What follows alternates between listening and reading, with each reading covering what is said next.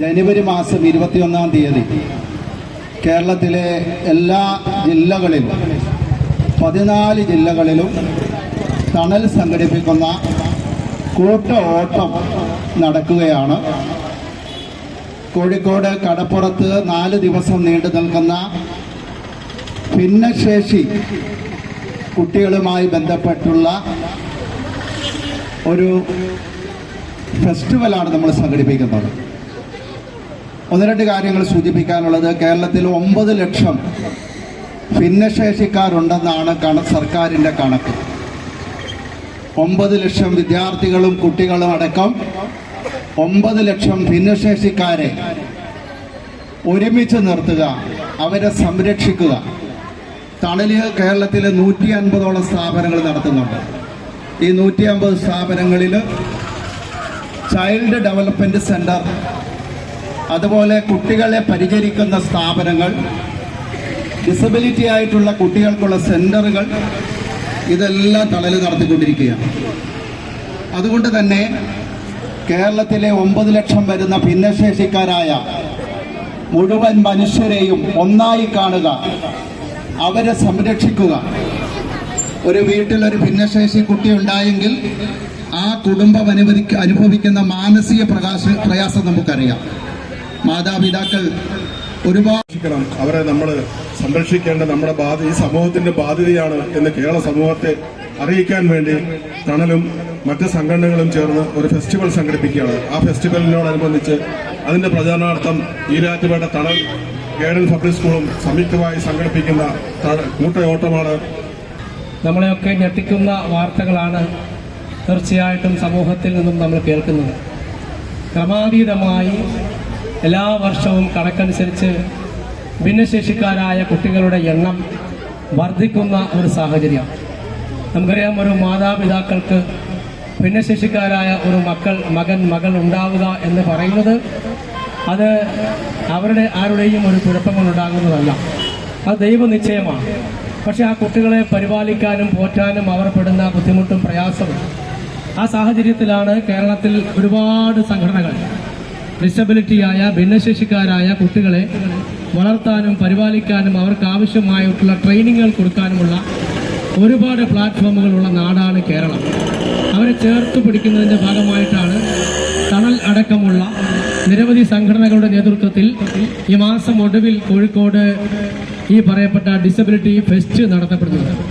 ഈ അവസരത്തിൽ വളരെ അഭിമാനത്തോടു കൂടി ഈരാറ്റുപേട്ട നഗരസഭയുടെ ചെയർമാൻ എന്ന നിലയിൽ എനിക്ക് പറയാൻ കഴിയും, ഈരാറ്റുപേട്ട ഗ്രാമപഞ്ചായത്തിന്റെ മുൻ പ്രസിഡന്റായിരുന്ന മർഹൂം PK അലിയാർ സാഹിബിന്റെ കാലഘട്ടത്തിൽ ഭിന്നശേഷിക്കാരായ കുട്ടികൾക്ക് വേണ്ടി കോട്ടയം ജില്ലയിൽ തന്നെ ആദ്യമായ ഒരു ബഡ് സ്കൂൾ, ഭിന്നശേഷിക്കാരായ കുട്ടികളെ പഠിപ്പിക്കുന്ന ഒരു ബഡ് സ്കൂൾ തുടങ്ങിയത് ഈരാറ്റുപേട്ടയിലാണ്.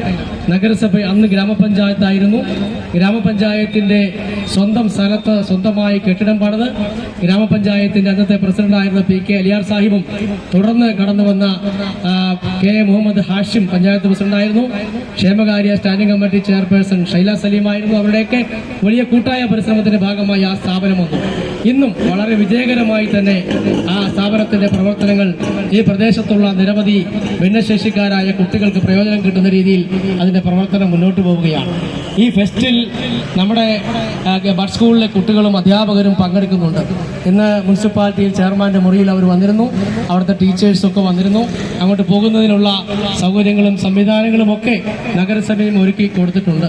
തീർച്ചയായിട്ടും ഈ സംഘടനയോടും ഇവിടെ പറയപ്പെട്ടതുപോലെ ഒരു ഭിന്നശേഷി കുട്ടിയും ആ നിലയിൽ ഒറ്റപ്പെട്ടു പോകരുത്, അവരുടെ മാതാപിതാക്കളുടെ മനസ്സിന് വേദന ഉണ്ടാവരുത് എന്നുള്ള വലിയ നിശ്ചയദാർഢ്യത്തോടുകൂടി ഈ തണൽ എന്ന സംഘടന ഈ രീതിയിൽ ഇവിടെ ഒരുപാട് പ്രവർത്തനങ്ങൾ നടത്തിക്കൊണ്ടിരിക്കുന്ന ഒരു സംഘടനയാണ്.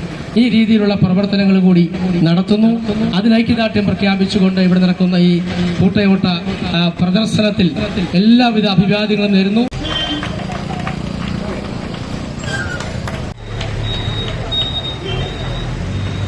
രോഗികൾക്ക് സൗജന്യമായി ഡയാലിസിസ് സംവിധാനം ഒരുക്കി നാടിന്റെ ഹൃദയത്തിൽ ഇടം നേടിയ കാരുണ്യത്തിന്റെ അടയാളമായ തണൽ ഈരാറ്റുപേട്ട കേരള ഡിസബിലിറ്റി ഫെസ്റ്റിവലിന്റെ വിളംബരം വിളിച്ചോതിക്കൊണ്ട് ഈരാറ്റുപേട്ട MES ജംഗ്ഷനിൽ നിന്നും തുടക്കം കുറിച്ച കൂട്ടവോട്ടം ഈ വാഹനത്തിന് തൊട്ടു പിന്നാലെ കടന്നുപോവുകയാണ്. കൂട്ടവോട്ടത്തിൽ പങ്കാളികളാകുവാൻ ഏവരെയും കൃത്യമായി സ്വാഗതം ചെയ്യുന്നു, ക്ഷണിക്കുന്നു.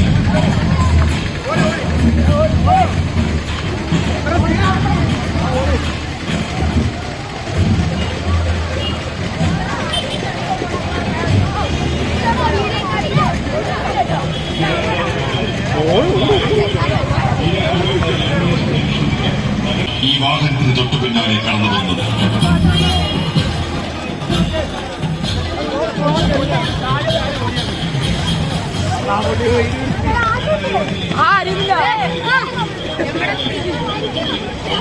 ഈ വാഹനത്തിന്റെ തൊട്ടു പിന്നാലെ കടന്നു വരുന്നത്